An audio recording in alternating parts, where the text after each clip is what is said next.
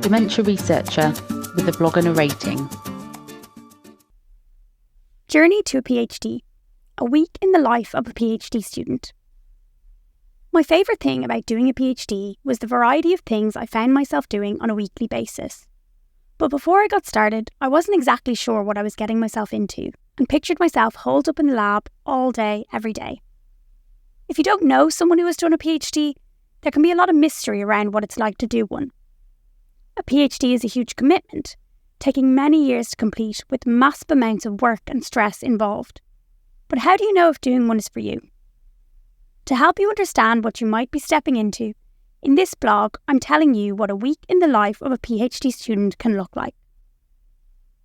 For my PhD, I researched neuroimmune mechanisms of Alzheimer's disease and Down syndrome using preclinical models. This was a largely wet lab-based project, during which I did some bioinformatics studies. Although I originally wanted this to be a day-in-the-life blog, the reality was that my days varied hugely throughout my 3.5 years.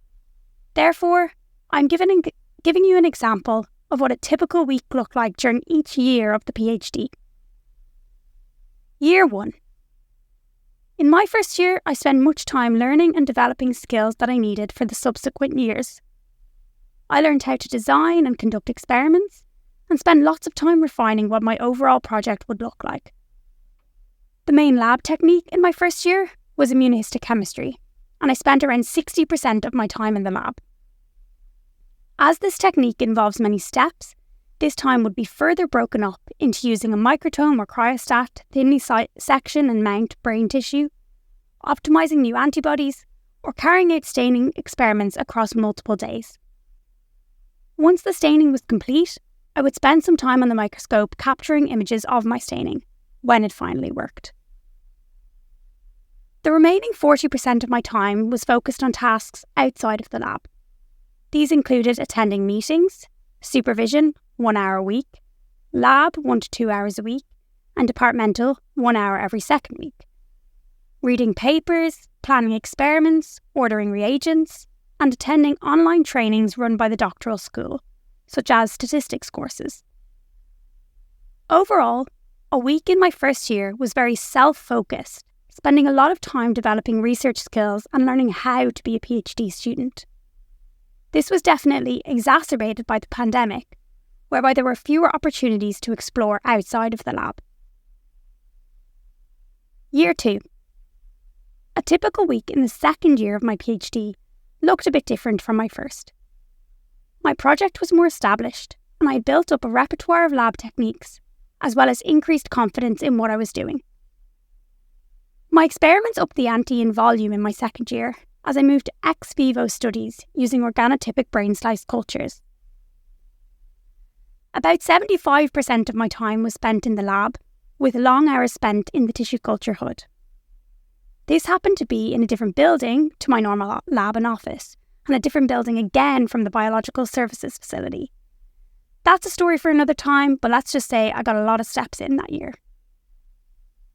Because of this ex vivo work, my lab time was more split across multiple assays, including qPCR, Western blotting, ELISAs and immunofluorescence, on top of long hours in tissue culture.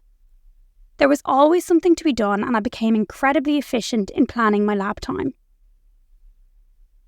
Although I was spending more time in the lab in a week than before, things outside of the lab had also upped the ante. On top of previous commitments, like data analysis, I also began to get involved in various committees, organising conferences and outreach events, and so meetings for these were added to my weekly roster of supervision, lab and departmental meetings. Although I was much busier, I felt more fulfilled by both the experiments and the more extracurricular type activities. Unlike my first year, a week in my second year was taking me beyond my own research, allowing me to develop a larger network and have wider experiences. Year 3.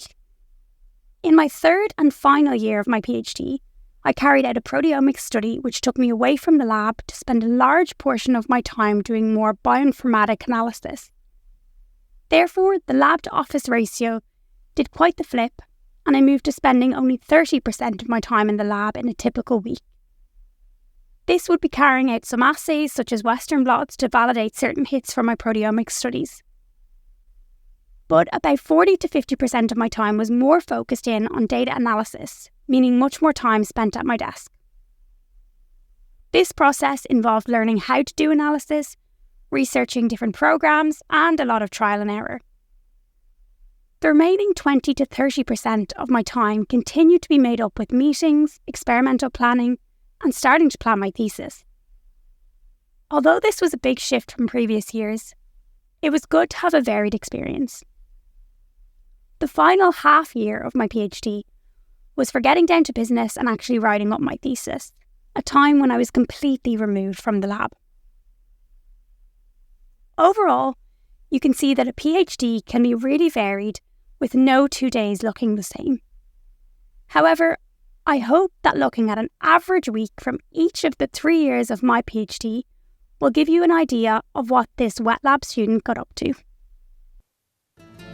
Thank you for listening. Join the Dementia Research bloggers and share your own views.